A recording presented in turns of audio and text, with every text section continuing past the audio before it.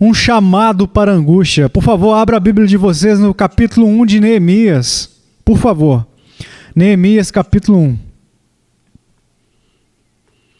E, por favor, deixe aberto aí no colo de vocês durante a minha mensagem esta noite.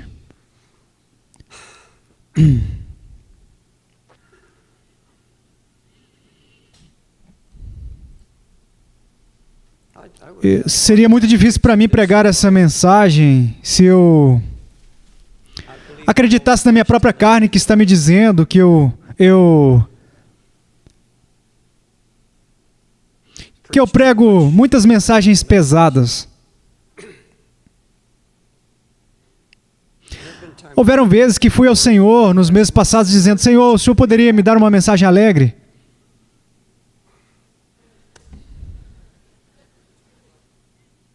Não posso.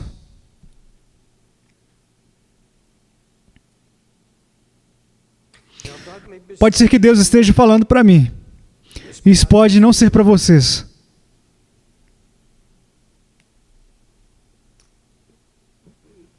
Mas isso é um chamado para a angústia. Senhor, se o Senhor não me ajudar, eu não posso passar por isso. Eu não consigo. Senhor, eu estou muito velho para brincadeiras, tolices. Eu estou cansado de discursos sem significado, que não mudam, nunca mudam as coisas. Senhor, apenas me ajude. Me ajude. Pessoal, eu estou cansado de ouvir sobre avivamento. Eu estou cansado de ouvir sobre despertamentos, bem como sobre derramamentos do Espírito Santo dos últimos dias, e eu tenho ouvido esse discurso há 50 anos. Apenas palavras, sem nenhum significado. Eu estou cansado de ouvir as pessoas dizerem que querem seus amados salvos. Eu estou cansado de ouvir as pessoas dizerem: eu estou preocupado com o meu casamento problemático. Apenas conversa, palavras. Eu não quero mais ouvir sobre o quão imoral a América se tornou, o quão sem Deus é a nossa sociedade, o quão corrupto são os nossos negócios. Eu estou cansado de ouvir sobre o Islã tomando o controle e os cristãos perdendo poder. E como a igreja está morta por causa... Isso também são palavras sem significado. Uma solução seria acabar com as nossas conferências, pois elas não resolvem nada. Como cooperar? Como construir uma igreja maior? Como alcançar o perdido? Como fortalecer o seu povo? Como impactar o mundo nesta era cibernética? E eu olho para todo o cenário religioso atual e tudo o que vejo são invenções de ministérios de homens carnais. Em maior parte sem poder. E não há impacto sobre o mundo. E eu vejo mais o mundo entrando na igreja e impactando a igreja do que a igreja entrando no mundo e impactando o mundo. Eu vejo a música tomando conta da casa de Deus. Eu vejo o entretenimento tomando conta da casa de Deus.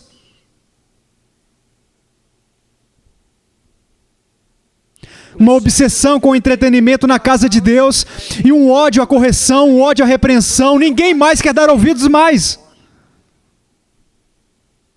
Me diga, quantas igrejas você visitou recentemente? Quantas igrejas que você conhece ou que você adentrou, que o Espírito Santo estava tão presente que todos os seus pecados foram trazidos diante da sua face? A amável graça de Deus? Qual foi a última vez que você esteve em uma igreja e que você viu jovens sobre tanta convicção porque o povo de Deus esteve diante da sua face? E havia preocupação e agonia,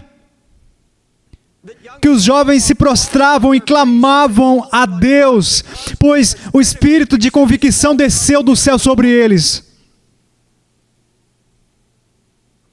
Quantas igrejas que você já esteve recentemente em que você ouviu as palavras, que elas queimaram sua alma e você soube que vinha do céu, você soube que vinha do coração de Deus.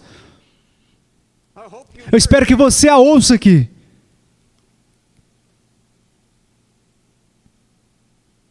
O que aconteceu com a angústia na casa de Deus? Seja o que aconteceu com a angústia no ministério, é uma palavra que você não escuta nessa geração mimada. Você não ouve. A angústia significa extrema dor e sofrimento. As entranhas tão comovidas que se torna doloroso. Uma dor aguda, profunda e cortante no seu interior por causa da sua condição interiormente ou externamente. Angústia, profundo sofrimento, profunda tristeza, agonia do coração de Deus.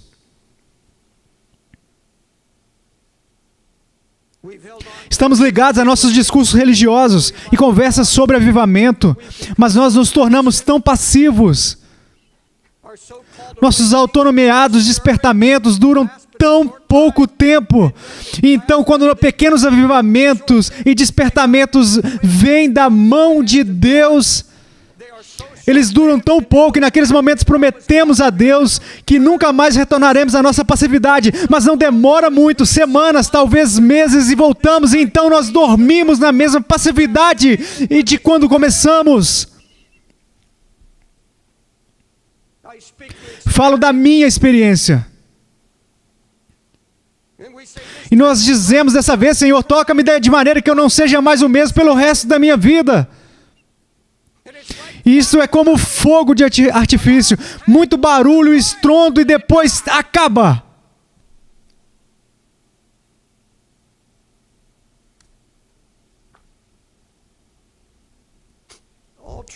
Toda paixão verdadeira é nascida da angústia. Toda paixão verdadeira por Cristo nasce por intermédio do batismo em angústia. Você busca nas Escrituras e descobre que quando Deus intentava recuperar uma situação em ruínas, Ele procurava um homem de oração e o mergulhava nas águas da angústia, para que ele pudesse compartilhar sua angústia. Pelo que Deus via acontecer com a sua igreja, com o seu povo. Então, ele achava um homem de oração, então ele batizava aquele homem em angústia.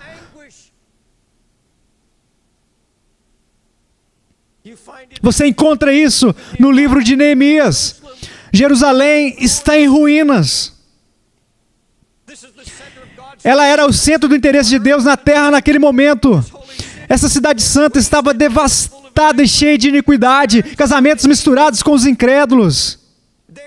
Eles estavam escravizando seu próprio povo, fazendo dos pobres escravos. A casa de Deus estava poluída com imundícia. O sumo sacerdote não se separou dos ímpios, reprovados. E como Deus vai lidar com isso? Como Deus vai restaurar as ruínas? O que Ele vai fazer? Como Ele vai fazer isso? Sabe, nós enfrentamos uma situação parecida, às vezes pior. Como Jesus profetizou uma época em que o homem estaria cada vez pior. A igreja difamada com pedofilia, crianças molestadas, incesto, adultério. Uma nação imoral, cheia de lixo pornográfico, que o mundo inteiro se envergonha. E agora está acontecendo esses dias um festival de filmes, conforme o New York Times tem um novo filme prestes a lançar nas lojas dos Estados Unidos, com garotos de 13 ou 14 anos praticando todo tipo de sexo com adultos. Está sendo dito nesse festival de filmes que é motivo de orgulho nesse festival o fato de eles não estarem mais apenas abrindo o envelope, mas cruzando os limites. E a América concorda com isso.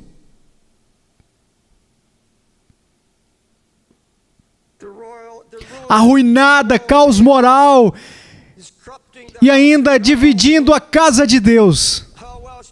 De qual outra forma você explicaria a multiplicação do número de cristãos que vão para casa e assistem HBO, um programa que eu nunca vi, eu não tenho TV, mas li sobre esse programa no jornal hoje no New York Times, chamado Família Soprano.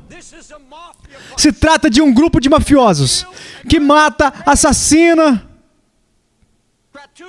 sexo, traição, mentiras, máfia. E nós temos milhões de cristãos agora nos Estados Unidos se juntando para falar sobre o próximo episódio. E estão viciados nisso. Viciados. Alguns de vocês me escutando agora, se trata de seu programa favorito. Não riam. Se trata de vida ou morte.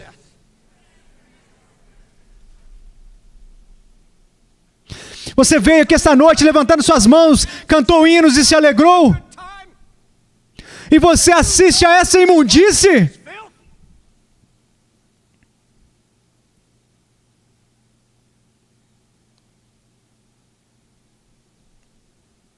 Eu acredito no amor de Deus.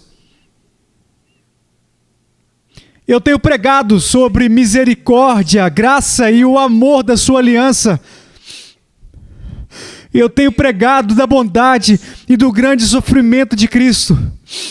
Mas multidões hoje em dia estão saturadas com suas mensagens de que está tudo ok. Temos pessoas hoje em dia que estão transformando a graça de Deus em lascívia. Nos tornamos como os filhos de Israel, que disse as palavras certas. Mas eis o que Deus disse: eu ouvi as palavras deste povo, que eles te disseram. Em tudo falaram bem, quem dera que eles tivessem tal coração que me temesse e guardasse todos os meus mandamentos todos os dias, para que bem lhes fosse a eles e a seus filhos para sempre. Oh sim, você tem as palavras certas, você canta as canções corretas, mas seu coração não está correto. Neemias, versículo 1 ao 3, as palavras de Neemias, filho de Acalias, no mês de Quisleu, no ano 20º, estando eu na cidade de Suzã, veio Anani, um de meus irmãos, com alguns de Judá. Então lhes perguntei pelos judeus que escaparam e que não foram levados para o exílio e acerca de Jerusalém. Disseram-me os restantes que não foram levados para o exílio e se acham lá na província, estão em grande miséria e desprezo. Os muros de Jerusalém estão derribados e as suas portas queimadas. Tendo eu ouvido essas palavras, eu sentei-me e chorei, e lamentei por alguns dias, e estive jejuando e orando perante o Deus dos céus. Foi a palavra, foi a delegação da cidade de Jerusalém arruinada, a vinda de Neemias, e ele dizia: Jerusalém está arruinada, os muros caíram, há ruínas, grandes ruínas. Sim, são com certeza homens de Deus, bons homens. Eles não tinham ideia de como Deus iria lidar com essa situação, como Ele faria para trazer a recuperação. Não tinham ideia do que Deus faria. Não tinham ideia, vinham de destruição, desespero, não havia esperança. Versículo 4.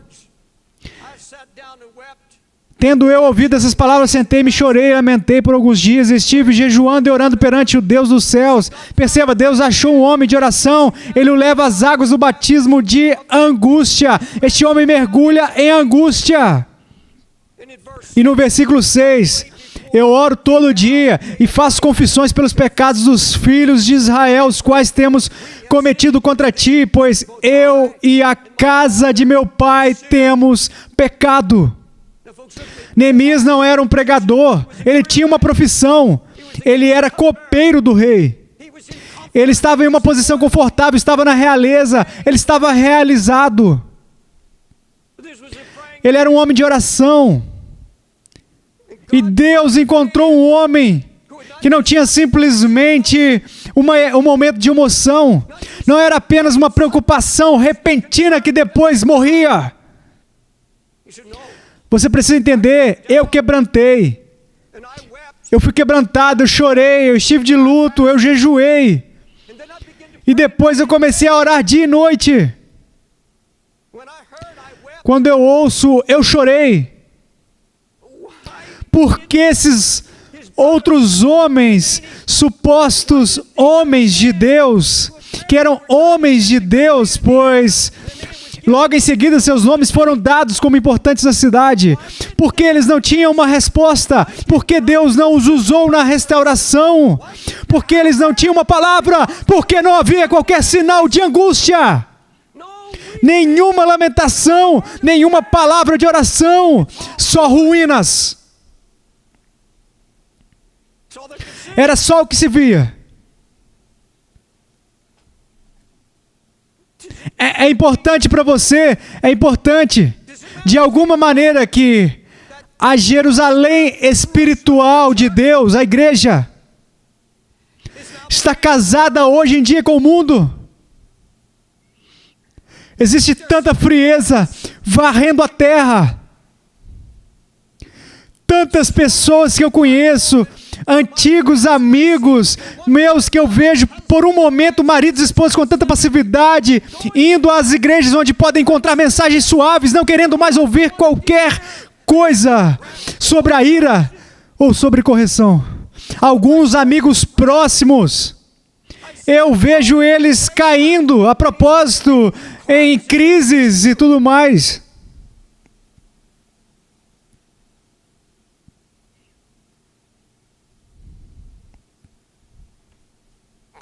Mais perto que isso, tem importância para você a Jerusalém de nossos corações. Os sinais de ruína que lentamente vêm drenando o poder espiritual e da paixão. Cegos para a mornidão. Cegos para a mistura que entra às escondidas. Perceba que quando chega a cegueira espiritual, poucos a reconhecem. É a última coisa a ser reconhecida por um filho de Deus.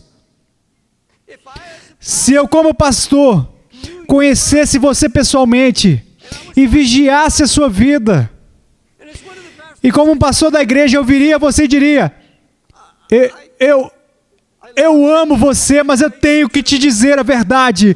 Você está mudando. Você sabe o que era.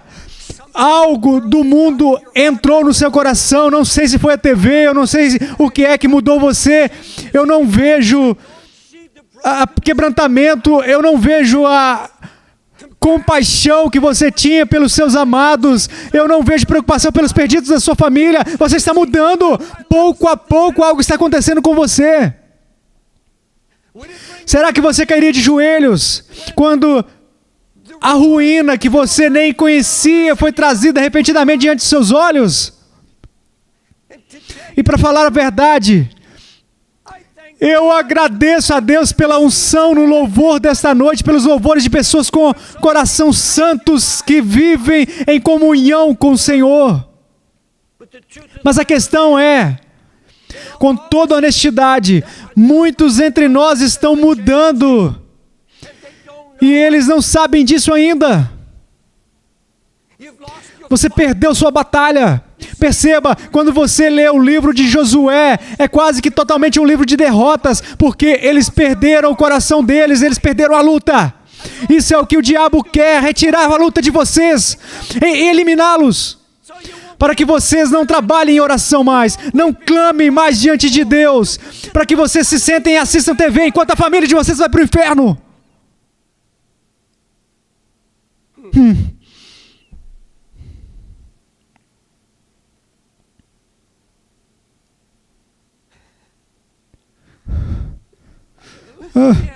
Me permita fazer a vocês uma pergunta. O que eu acabei de dizer convenceu vocês?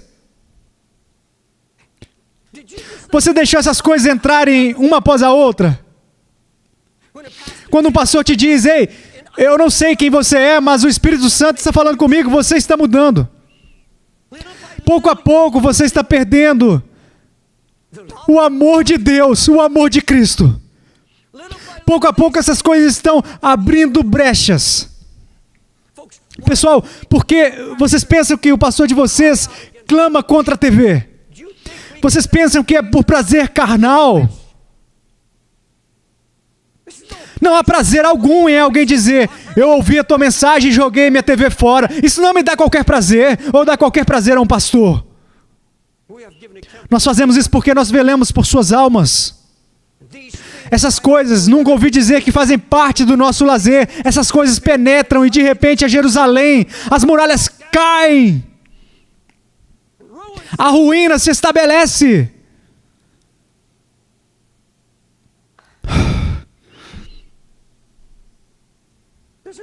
Te importa o fato de que os seus amados que estão perdidos estão morrendo e que estamos cada vez mais perto do fim? Isso te preocupa pelo menos um pouquinho? Que eles podem morrer e ir para o inferno? Ainda que você ame a Cristo. Onde está a angústia? Onde estão as lágrimas? Onde está o lamento? Onde está o jejum? Muitos de vocês oram em jejum, quebrantam diante do Senhor. Mas eu estou falando do corpo de Jesus Cristo de uma maneira geral. Onde está o levantar na madrugada? Ele diz: dia e noite eu comecei a orar. Onde está a confissão dos seus pecados e dos pecados dos seus filhos diante do Senhor? Pois foi isso que Neemias fez, confessou o pecado dele e de todo o povo a Deus. E ele diz: eu pequei, nós pecamos. Entenda, quando Neemias ouviu sobre a ruína e a destruição, ele nunca perguntou por quê. Por que um Deus santo e justo permitiu que a sua cidade fosse a ruína? Por que tantos dispersaram, tantos mortos e assassinados? Ele nunca perguntou, nunca fez essa pergunta que foi perguntada na América hoje em dia: por que Deus permitiu as torres caírem e 2.000 pessoas morrerem nos escombros? Em meio àqueles escombros, como pode um Deus de amor? Pessoal, como o pastor Carter Collon disse hoje, uma raiva santa ardeu em meu coração quando eu ouvi pregadores na TV, na rádio. Deus não teve nada a ver com isso. Ah, não, ele não teve nada. Deus não teve nada a ver com isso. Não culpem Deus. Quero que vocês abram em Daniel, capítulo 9, e eu vou mostrar para vocês de uma vez por todas que aquilo que foi Deus permitindo para a América acordar. Deus não fez isso. Ele só não impediu os planos do inimigo, porque ele tinha um propósito maior, por causa do seu amor pela América, que está prestes a passar toda a eternidade no inferno. Eu vou baixar a minha voz para que vocês não pensem que eu estou nervoso.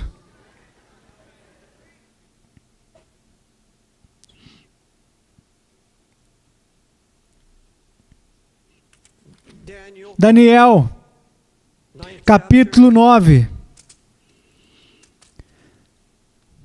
versículo 5.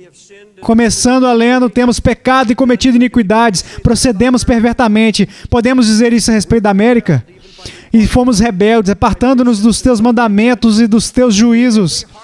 E não demos ouvidos aos teus servos, os profetas, que em teu nome falaram aos nossos reis, nossos príncipes e nossos pais, como também a todo o povo da terra. O governo foi avisado por homens justos. A ti, ó Senhor, pertence a justiça, mas a nós o corar de vergonha, como hoje se vê. Aos homens de Judá, aos moradores de Jerusalém, todo Israel, quer os de perto, quer os de longe, em todas as terras por onde os tens lançado, por causa das suas transgressões que cometeram contra ti. Ó Senhor, a nós pertence o corar de vergonha, aos nossos reis, aos nossos príncipes e aos nossos pais, porque temos pecado contra ti. Por quê? Porque nós temos pecado contra ti. Ao Senhor nosso Deus pertence a misericórdia e o perdão, pois nos temos rebelado contra Ele. Não obedecemos a voz do Senhor nosso Deus para andarmos nas suas leis, que nos deu por intermédio de seus servos, os profetas. Sim, todo Israel transgrediu a tua lei, desviando-os para não obedecer a tua voz. Por isso, a maldição E as imprecações que estão escritas na lei de Moisés, servo de Deus, se derramaram sobre nós, porque nós temos pecado contra ti. Ele confirmou a sua palavra, que falou contra nós e contra os nossos juízes que nos julgavam, e fez vir sobre nós grande mal, porquanto nunca debaixo de todo o céu aconteceu o que se deu em Jerusalém. Versículo 14, por isso o Senhor cuidou em trazer sobre nós o mal, e o fez vir sobre nós, pois justo é o Senhor, nosso Deus, em todas as suas obras, que faz, pois não obedecemos a sua voz.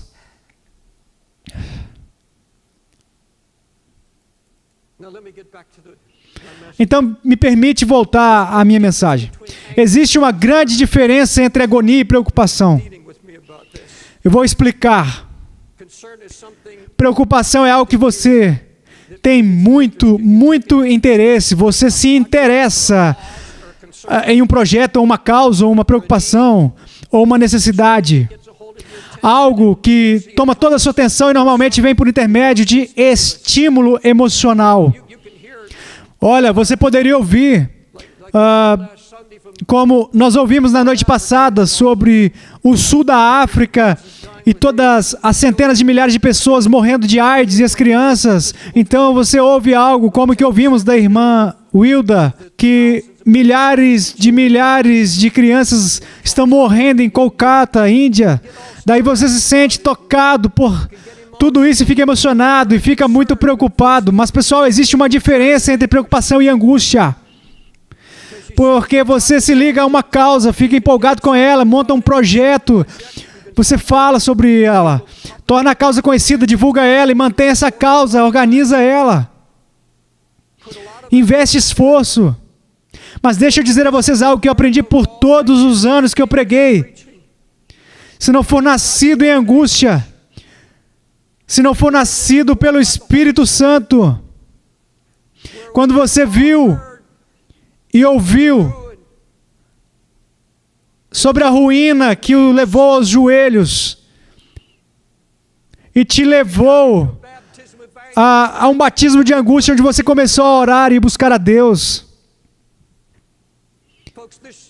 Pessoal, essa igreja nasceu da angústia. 6 meses de angústia, lágrimas, de uma cidade caipira pequena na Pensilvânia,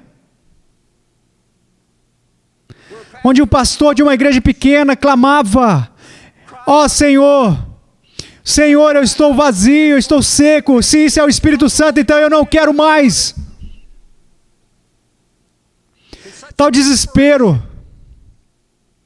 Semanas e semanas clamando pelo nome do Senhor, confessando o meu vazio e a sequidão. Então finalmente saí pelas ruas da cidade fazendo campanhas, próximo à rua 42. Vi pessoas vendendo um tipo de heroína mortal, o tipo mais forte. Eles diziam: eu tenho da boa, vai até matar você. Eu me lembro de perder o controle, não me importando com aquela multidão que passava, e eu me sentei em um hidrante próximo ao prédio e eu chorei. Eu estava em angústia. Eu estava em angústia 4 quadras dali. Eu estava na Broadway, chorando, lamentando e derramando lágrimas. Eu não procurava um ministério. Eu não queria construir uma igreja. Eu estava sentindo a dor de Deus por uma cidade perdida. Era a mesma agonia que eu sentira anos antes, quando nasceu o Ministério Desafio Jovem. E eu nunca tive nenhuma coisa notável de Deus em meus 50 anos que não tenha nascido em angústia. Nunca! Nunca! Caso contrário, é tudo obras da carne. Carne. E pessoal, eu viajei por todo mundo, ouvi a queixa de pastores mortos e vazios, completamente mortos e vazios, alguns tratando suas esposas como animais. E eu ouvia: eu não oro por meses, eu estou há 6 meses sem orar. Eu sei que os sermões não serão suficientes. Eu sei que eles não serão. Eu sei que as revelações não serão suficientes. Alianças não serão, agora eu sei. Oh meu Deus, eu sei. Até eu estar em agonia. Até eu estar em agonia a respeito disso. Estarei simplesmente pregando sermões. Ah, Deus. Pregando sermões. E eu disse, não, é tarde demais, não tenho mais tanto tempo. E todos os nossos projetos, ministérios, tudo o que nós fazemos, onde estão os professores da escola dominical que choram pelas crianças, que eles sabem que não ouvem e que a mensagem estão indo para o inferno?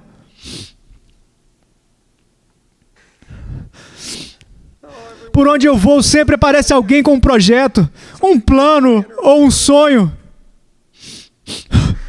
Só isso, queridos. Ninguém vem a mim quebrantando. Ninguém vem a mim depois de horas de jejum e oração e lamento. Nem um coração quebrantado. Eu estou cansado disso. Eu estou cansado disso.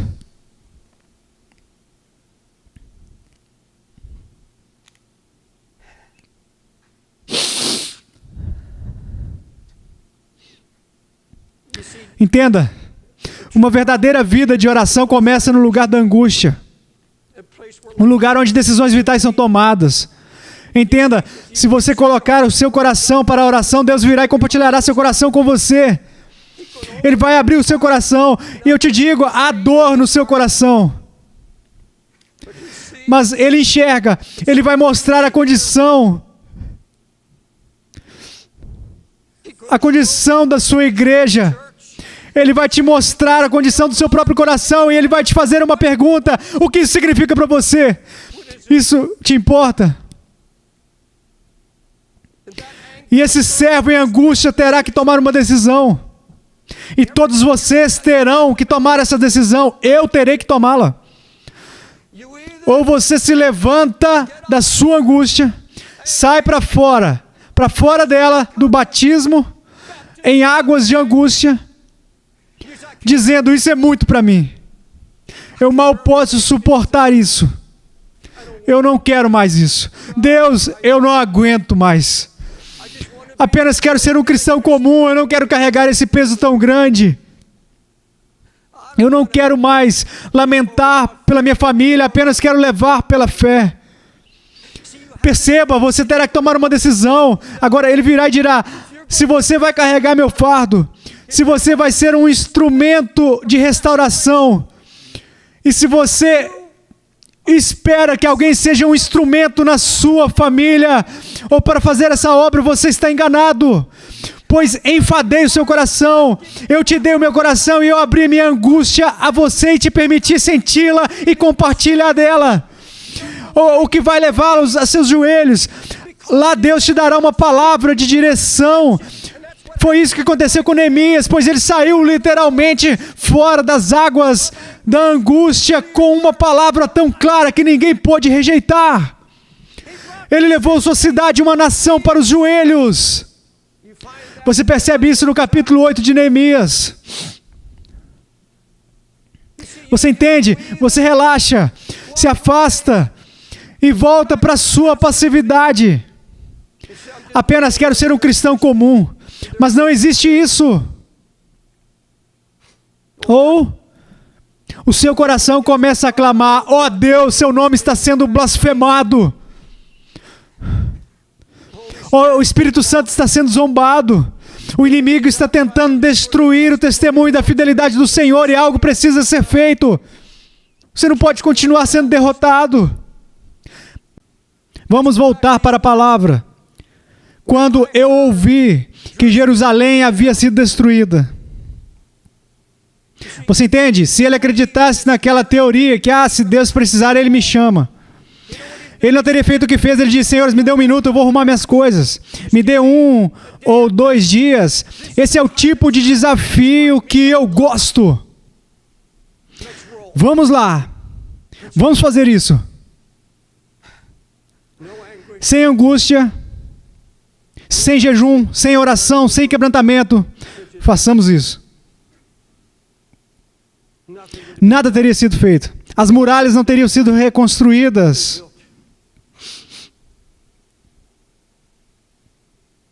Qualquer coisa que você tentar fazer sem esse batismo de angústia não vai ter sucesso e vai cair, não vai funcionar. Ouça o que uma irmã me escreveu a semana passada, irmão David. Eu estou tão faminta pelo Senhor, eu estou tão cansada dos encontros legais, são encontros espirituais fofos. Me disseram em uma conferência para mulheres que haveria grande experiência espiritual, então fui com um grupo de irmãs. Haviam 15 mil mulheres. E eu fiquei aterrorizada. Na primeira noite, quando abriram a conferência com uma comédia. Foi de mal a pior. Levados pelos líderes, não houve sequer uma oração, nenhuma menção de oração. Era uma farsa. Fiquei ainda mais vazia.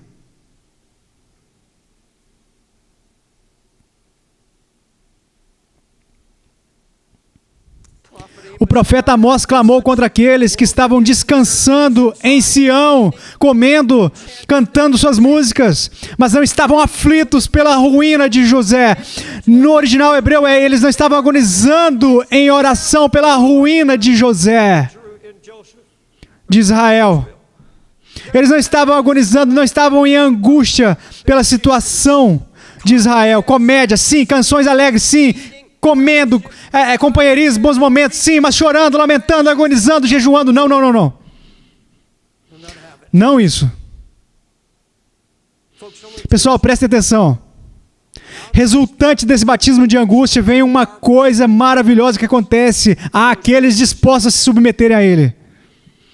Uma coisa maravilhosa, o conhecimento imediato da voz de Deus. Imediato.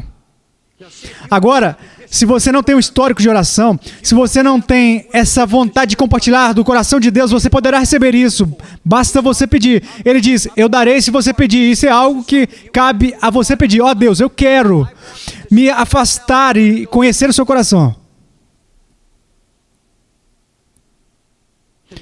E quando você começar a buscar a sua face, e você permitir a Ele quebrantar você e te moer, você entra em comunhão com Deus. Percebe? Deus nos chama para viver em angústia. Isso é o nascimento, é o ventre de algo que Deus traz a você, que Ele quer que você cumpra e retirar das ruínas, restauração de sua família ou do que for. Ele vai te levar a esse batismo. E como no batismo nas águas, você se levantará dele, das águas, mas você sairá com esse conhecimento imediato da voz de Deus. Pois veja, Neemias, ele orava, ele jejuava, lamentava e deixou uma marca na sua cidade. E fez com que o rei notasse que ele era um copeiro. E depois, quando ele leva o vinho ao rei, o rei diz, por que você está abatido? Por que o seu semblante está triste? Neemias não teve tempo de elevar o seu coração a Deus. Ele não teve tempo. Então ele não foi e disse, me dê 3 dias para jejuar e orar e pronto. Não, ele tinha uma palavra imediata. Porque o semblante triste de Neemias, ele disse, então temi sobremaneira.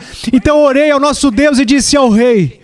Em outras palavras, uma resposta imediata de Deus, uma direção imediata. Conhecer a voz de Deus.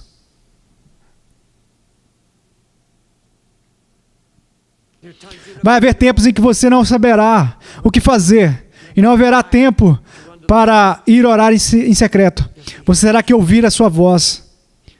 Este é o caminho para conseguir a direção imediata.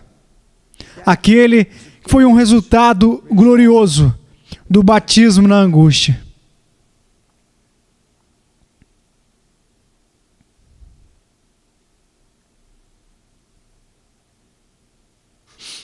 O servo que estiver disposto a sentir a dor de Deus é o único servo que tem a autoridade e o direito de apoderar das promessas e alianças de Deus. Nós pregamos alianças aqui. Então somente aqueles que conheceram o seu coração e que permitiram que Deus trouxesse cura naqueles momentos e que permitiram que Deus fosse profundamente em suas almas, dizendo: ó Deus, eu não posso fazer isso sozinho, mas não vou permitir que os meus filhos vão para o inferno, não vou permitir que meu marido, minha esposa, ó Deus, eu não vou viver mais nessa mortalha, não vou mais viver nessa mornidão, nessa frieza mais, ó Deus, renova-me. E quando você se tornar desesperado diante de Deus, você vai sentir seu coração, você vai buscar Ele. Então você poderá apoderar das promessas e das alianças de Deus. Veja o capítulo 1, versículo 8 e 9 de Neemias. Lembra-te, pois, da palavra que ordenaste a Moisés, teu servo, dizendo: vós transgredires e eu vos espalharei entre os povos. Então, agora ele se apodera da aliança de Deus. E vós vos convertedes a mim e guardareis os meus mandamentos e os cumprireis. Então, ainda que os vossos rejeitados estejam na extremidade do céu, de lá os ajuntarei e os trarei ao lugar que tenho escolhido para ali fazer habitar o meu nome. Ele recorreu à aliança feita a Moisés. Isso foi o que você prometeu, Deus. Ele diz: pessoal, quando você permite que Deus leve você a esse lugar que vai além da preocupação, além da emoção passageira, e diz: Deus, eu vou colocar o meu coração. Então você tem todo o direito de se apoderar das alianças e das promessas de Deus. Você entende? Já estou terminando. Nós temos uma nação, uma igreja hoje em dia cheia de profissionais em diagnósticos. Qualquer um sabe o que há de errado com a igreja. E estão trazendo estatísticas e resultados que podem dizer quantos ímpios existem na China. Eles trazem resultados e quadros, mas não têm a menor ideia. Em todos esses livros e artigos atuais, você não vai ouvir nada sobre angústia. Lágrimas, quebrantamento, você não vai ouvir sobre isso. Para finalizar, quero perguntar a vocês por que Neemias, de todos os homens de Deus, por toda Israel, por que Deus compartilhou a sua angústia, o seu coração com Neemias? Porque ele era um homem de oração, ele já estava em oração. Quero dizer a vocês algo: eu acredito em destino, eu acredito que Deus me escolheu. Mas Deus pode escolher um homem e cancelar do nada. Neemias poderia ter dito: olha, eu tenho mais influência bem aqui, eu tenho confiança do rei, eu preciso ficar bem aqui. E eu tenho certeza que Deus vai levantar alguém. Contudo, ele disse: ó Deus, este é o meu fardo. Abra seu coração para mim.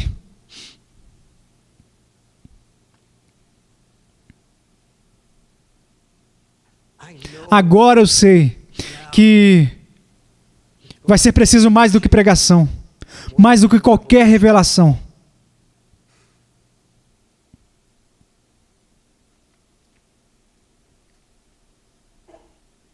Não vai haver renovo ou avivamento, não vai haver despertar, até que você esteja disposto a deixá-lo trazer quebrantamento novamente.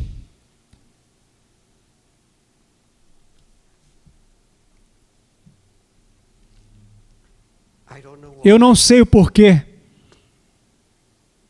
mas eu sei que algo está por vir. Os outros pastores já compartilharam com vocês o que eles sentem sobre os tempos difíceis que estão por vir, que não vem somente do púlpito, mas também de políticos ao redor do mundo.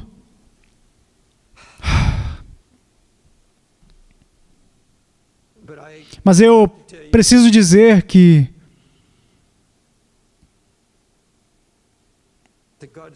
Deus está me chamando primeiramente para um batismo de angústia. Eu não sei agora o motivo, a razão, Mas eu disse a Deus que não vou. Eu tenho que ir a uma conferência de pastores em maio, na Escócia, País de Gales e Irlanda, e depois ministrar ao redor do mundo. Eu vou cerca de 2 ou 3 vezes por ano, mas eu disse para Deus que eu não iria mais. Eu não vou a um novo encontro até que eu conheça a sua angústia por pastores.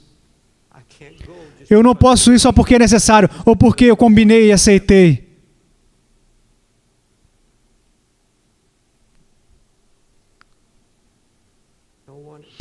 Não, nenhum.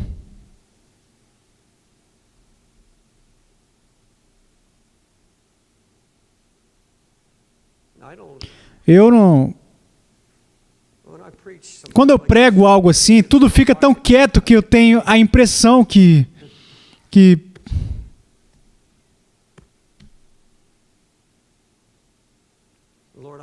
Senhor, eu quero as pessoas felizes.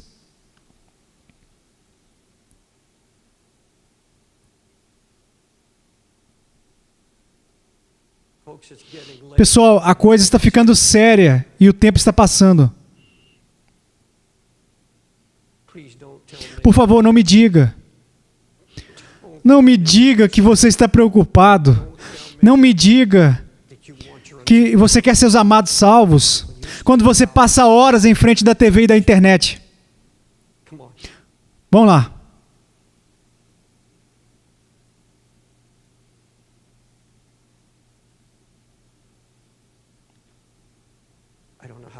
Não sei como terminar isso. Senhor, me ajude.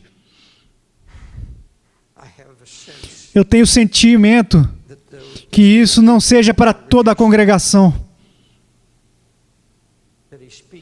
mas para alguns está falando bem profundamente.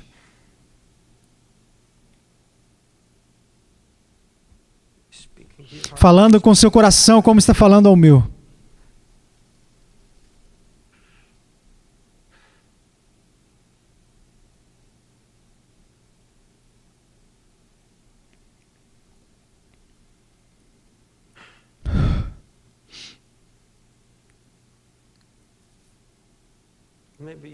Talvez você não precise orar tanto, mas eu imploro, por favor, eu preciso orar.